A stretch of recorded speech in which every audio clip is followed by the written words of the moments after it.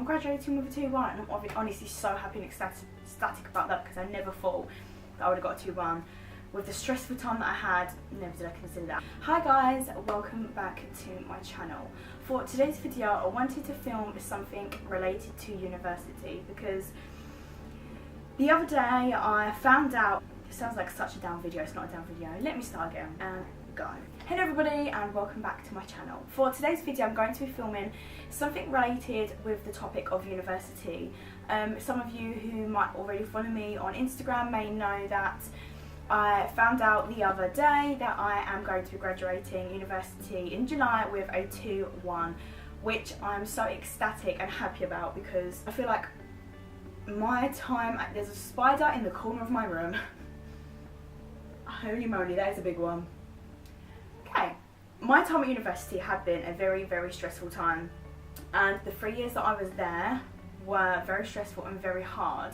And I feel like I wanted to make a video talking about different tips for university, so tips to help you survive university basically.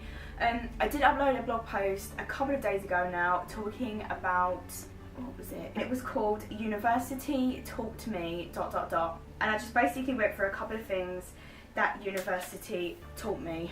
There's a couple of cheeky pictures in there. I will leave it in the description down below. Basically, let me just stop talking and just say that I want to do a video today talking about how to sort of like survive university. Tips for university with someone that is graduating next month. I have officially finished university and that makes me so happy, but I feel like I had a lot of tips and a lot of things that I wanted to talk about regarding my experience. So if you would like to see my tips on how to survive university, shall we say, then please just keep watching. These tips are more for when you're at university. If you're at university and you're like going into your first year or you're going into your second year and you feel like you're struggling a bit and you're losing your way. I struggled in my first year of university because my head was in such a different place at that time. I didn't really want to be there. I just didn't enjoy the course. I didn't really want to be around anyone. And then I started not turning up to some of my seminars and lectures, and I really just didn't enjoy it at all. I started to enjoy it and actually put my foot down in the second year, and that obviously changed my whole experience. So my first tip is, I don't think they push this enough at university. I definitely feel like they should push this more. But at my uni, I had an academic advisor, which is someone who is there to support me if I need to go and talk to someone, or I have a problem, or I need something sorting out, or anything. Basically like your go-to teacher, you know what I mean? Like in school, if you ever had a teacher that you would go to purely because you had a good connection, you could talk to them about anything, this is basically what an academic advisor is. I feel like at most universities they do it, but basically if you have an academic advisor or someone that's a teacher is meant to be there to guide you in the right direction, someone there who you can talk to if you need to talk to at any time, make the most out of them, because I had an academic advisor and I feel like they are very good to guide you in the right direction, give you some information, help you out a bit if you're feeling a bit stuck or a bit lost. I would 100% say definitely make use of your academic advisor, because I know people at my uni who didn't meet up with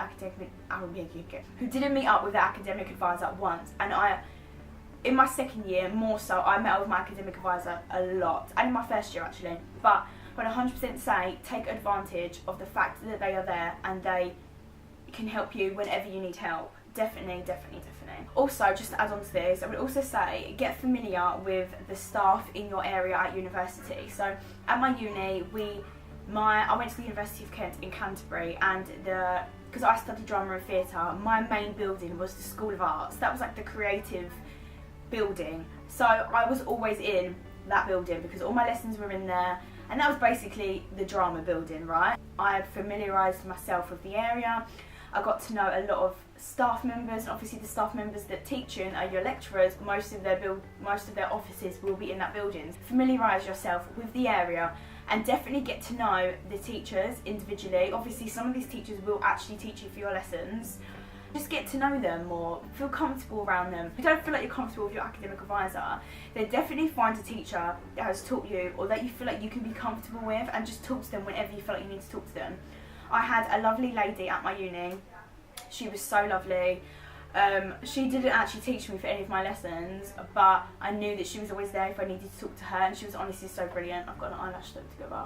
Find out who you make good connections with. The next tip that oh, by the way, if you hear noise, that is because my window is open and my sister is currently feeding her child, Kiara, so you may hear them downstairs, just saying. And my next tip would be, just adding on to that, at every uni I do believe that they probably will have something called student support, which is basically like an academic advisor but more serious.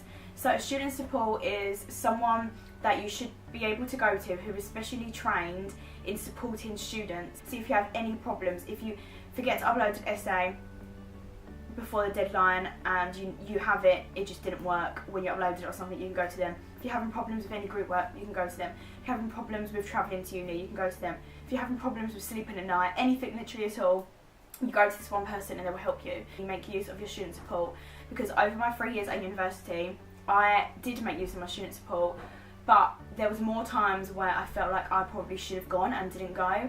And I had a couple of times that I did go, and the lady that I had, she was absolutely brilliant. She was so lovely, and she just really wanted me to like do well and like feel better and stuff like that. And I definitely feel like it's definitely worth going to talk to someone like that, because for me, it was like talking to like a therapist or something. I've never really spoken to a therapist, but that is what I imagined it to be. Getting all of your troubles out and all that stuff. So make use of your student support, because at the end of the day, they are there to support you, and I don't feel like you should feel weak or sad by going to talk to them, because that's what they are there for. You are going to feel loads of different emotions at university, because university is such a stressful time. So 100% make use of that. One of the best things I experienced at university was talking to the lovely lady at student support. So the next tip is keep your head down and do your work. I know that people go to university for the whole go out, get drunk and all stuff like that, but after the first year is done, the second and third year you really need to knuckle down and do your work. Prepared, you need to turn up on time, and you need to be ready to take part in the lesson and whatever the lesson throws at you. So literally just keep your head down, don't get involved in any dramas, don't get involved in anything, just keep your head down and do your work. If there's reading, do your reading. If there's essays, just crack straight on with your essay, because I am the biggest procrastinator in my whole entire life. That spider is scaring me so much. I can see its legs. Gross. That's frank. I am 100% the biggest procrastinator in the world. If I have an essay due in a month, I'll be like, yeah, I'll start it in 2 weeks, and it will come to like a week and I'm like, crud, I need to start my essay.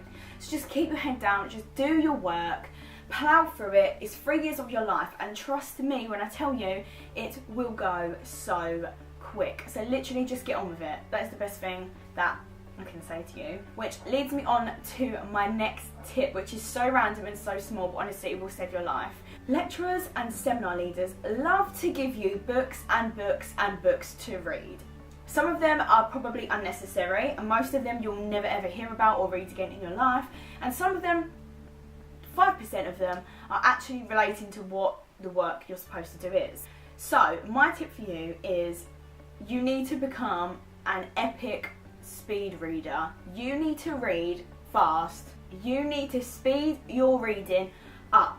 If you're reading a book or reading a chapter from a book, you need to skim those sentences. You need to read quick, because if you spend your whole life reading the books that they give you, you're going to forget what you're doing. You need to speed read. This will save you so much time. And honestly, truthfully, no one actually sits there like this, blah blah blah, actually reading. Don't do that, because it's going to waste so much of your time. Skim read. When you come past something important, write the notes down. That is what helped me, and I learned quickly that sitting there and actually reading it just wastes time and energy. Who has time to be reading chapters and chapters? Just skim read that, take the notes down, and you're done, you know? Okay, moving on to the next tip. For me, my university experience was very different to other people's experiences.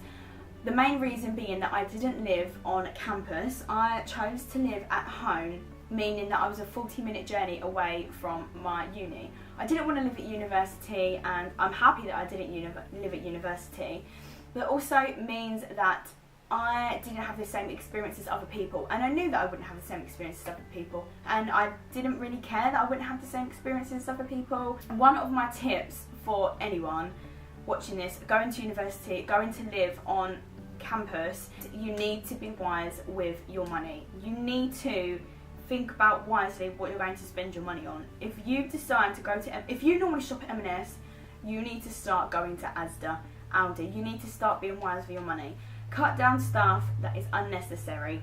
If there is free chocolate bars that you have to have every week, cut those down, boo. You only need one. You think about what you need. Start saving. You can't be going out every single weekend because you need to save your money. This then leads me on to my next one, meal planning. Now, because I didn't live at university, it doesn't mean that I didn't meal plan. When your girl was at university, travelling 5 days a week to Canterbury, I was meal planning. I was taking in little Tupperware. I would have like prawn and rice, or I'd have chicken and rice, and I would meal plan because also this saved me so much money. And additionally to that, the shop on campus was such a rip-off. It was actually disgusting that you would go in and you would spend literally like £10 on a sandwich and a drink. It was so bad. Don't be spending unnecessary money. Meal plan all the way. The last tip that I have is to get involved in whatever you can. Now, I feel like this isn't like, what's the word?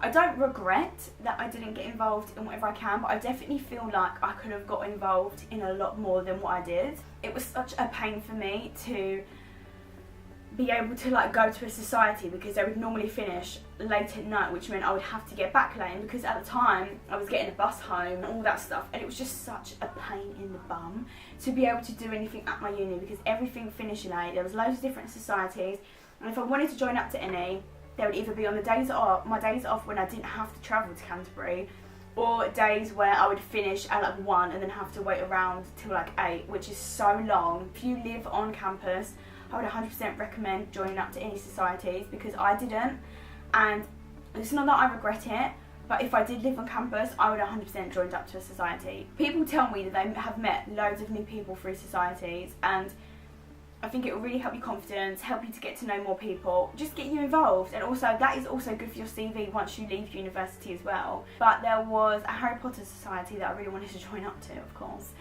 So yeah, they are a couple of tips for you guys that I think you should know. Oh no. Let me know if you're having any problems at university and I'll talk to you about that. Thank you guys so much for watching today's video. I really hope you enjoyed it. Leave me some comments down below, get involved. How was it going at university? Let me know. Also, I will leave in the description down below the blog post. Please don't forget to subscribe, give the video a massive thumbs up, hit the bell button down below so you get notified every time I upload. And I will see you guys in my next video. Bye! Oh, also, don't forget to follow me on my social medias. I will leave them here. See you later.